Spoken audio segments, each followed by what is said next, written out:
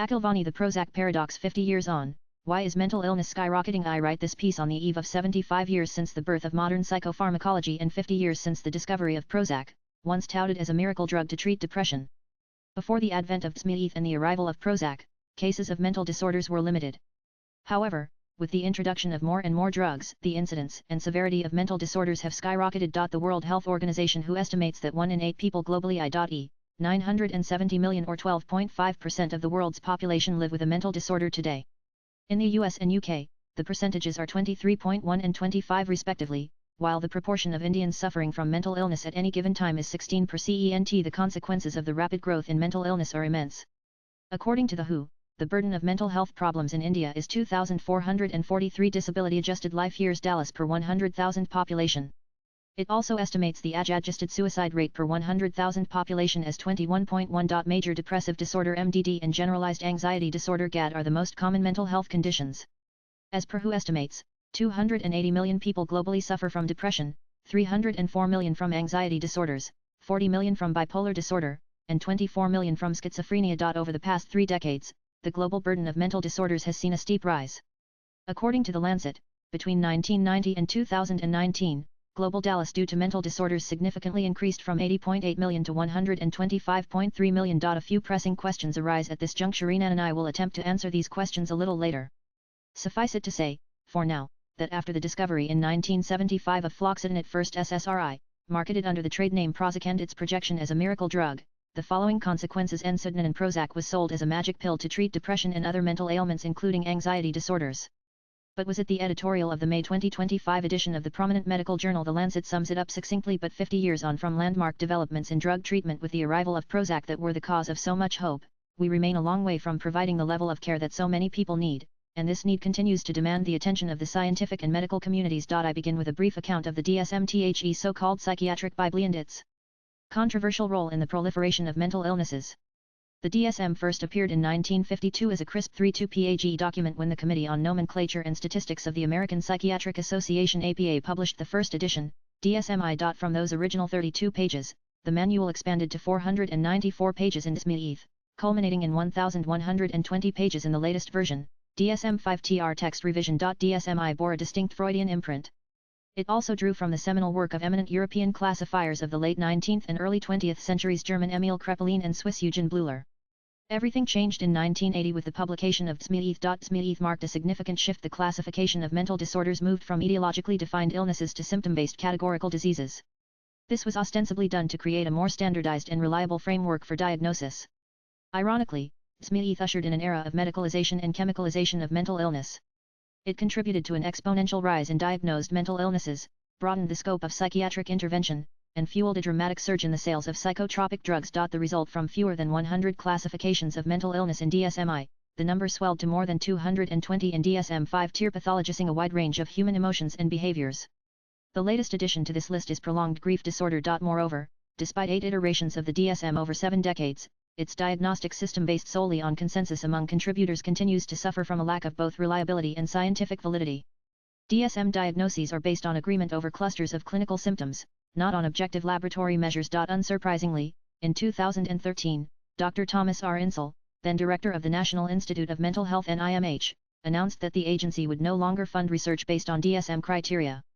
Insel cautioned that the DSM's supposed precision and reliability had been overstated for decades. While DSM has been described as a Bible for the field, it is, at best, a dictionary, creating a set of labels and defining each. And, he added, it is not even a particularly good dictionary. Symptom-based diagnoses, coupled with the exponential increase in conditions attributed to brain chemistry, had a profound impact, resulting in a proliferation of drugs purported to treat or cure such disorders. While these medicines brought relief to some, for many they caused unmitigated side effects without meaningful improvement. Nonetheless, the psychiatric community, emboldened by pharmaceutical claims of miracle cures and slavishly adhering to DSM classifications, accelerated the push for ever more medication. Often, this occurred in tandem with pharmaceutical companies, for whom SSRIs, SNRIs, antipsychotics, and mood stabilizers became blockbuster profit-making drugs. Pressure from pharmaceutical companies contributed to a massive rise in psychiatric prescribing and an increase in labeling patients to justify that prescribing. Critics of DSM-5 pointed out that 70% of people serving on its committees to define specific diagnoses had financial ties to pharmaceutical companies, up from 57%. For Smith. It is difficult to accurately assess the annual sales and growth rate of the entire psychotropic drug market. Nonetheless, various estimates place the current market size at around $40 billion, expected to grow to $75 billion within the next decade. It is now time to examine the birth and rapid expansion of psychopharmacology, particularly over the past 5 decades since the discovery of Prozac. We now live in the age of psychopharmacology. Such is the discipline's dependence on psychotropic drugs that, were they to be removed, psychiatry as we know it would collapse. The key question is when, where, and for which condition was modern psychopharmacology born? The best estimate is 1949, with the serendipitous discovery by John Cade of the effectiveness of lithium salts in treating mania in bipolar disorder. Shortly afterwards came the synthesis of chlorpromazine in 1950 to treat schizophrenia, both marking foundational milestones. But for me, psychopharmacology was truly born in 1949, when John Cade successfully treated 10 patients with psychotic excitement using lithium salts. In the 75 years since, psychotropic drugs, particularly the SSRI class of antidepressants, have become blockbuster medications. Prescription rates have grown exponentially, gradually sidelining psychotherapy. How did this happen? The etiology of mental disorders is complex. Understanding it requires an integrated approach accounting for the interplay of multiple factors: genetic, neurochemical, environmental, social, and cultural. However, this nuanced understanding was reduced to an oversimplified explanation following the arrival of Smith and the aggressive marketing of Prozac and Zoloft. Pharmaceutical companies popularized the so-called chemical imbalance theory, which proposed that mental disorders in general and depression in particular stem from imbalances in neurotransmitters, chemical messengers in the brain such as serotonin, dopamine, and norepinephrine. Yet this theory is far too simplistic.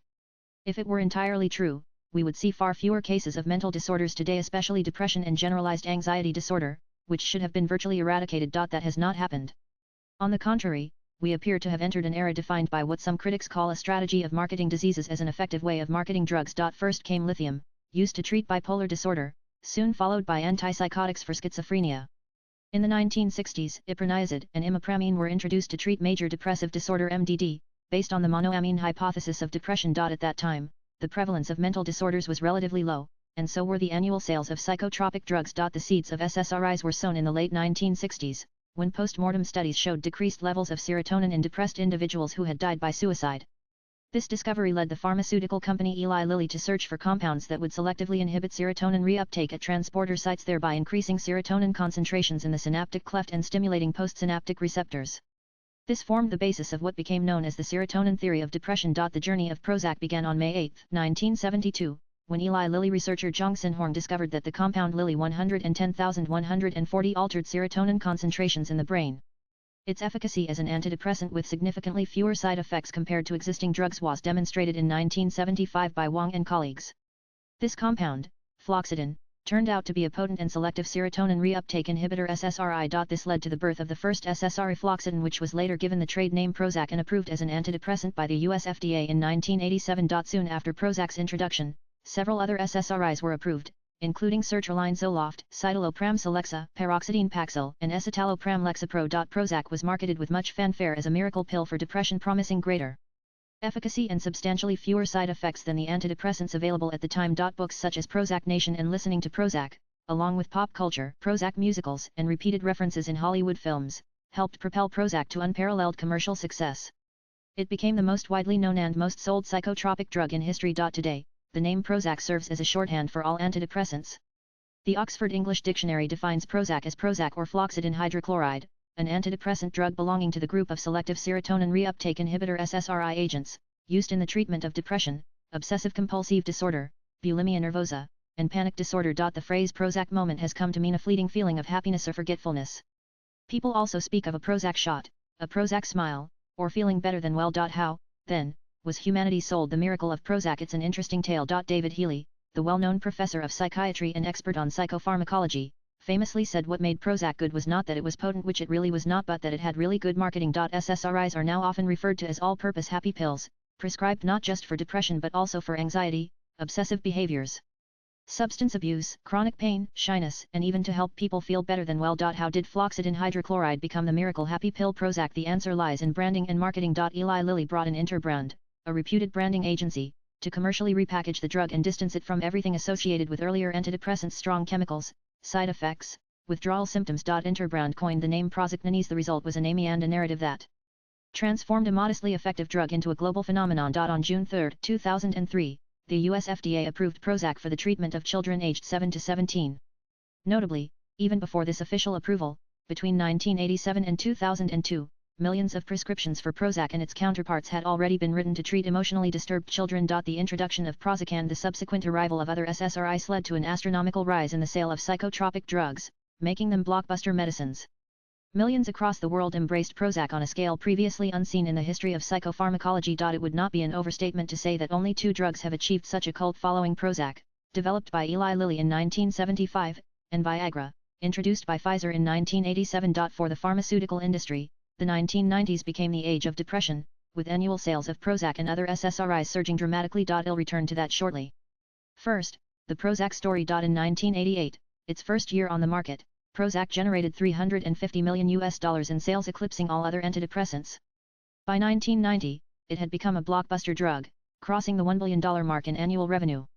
At its peak in 1998, annual sales of Prozac reached $2.8 billion. In 2000, just before its patent expired, Eli Lilly reported worldwide sales of Prozac at $2.60 billion, 25% of its total revenue, making it the fourth best-selling brand name drug that year. Between 1991 and 2001, global antidepressant sales increased tenfold, reaching $11 billion and becoming the chief profit driver for the pharmaceutical industry over the decade. In 2001, out of the $11 billion antidepressant market, the market share was distributed as follows: The combined market share of other antidepressants stood at 14.7%, while tricyclic antidepressants had plummeted to just 2% in the last 2 decades. The antidepressant market has continued to soar, reaching $20.1 billion in 2024, with projections of $27 billion by 2033. It has been 75 years since the birth of modern psychopharmacology and 50 years since the arrival of the so-called wonder drug, Prozac. During this time, the number of psychotropic medications and their sales have exploded.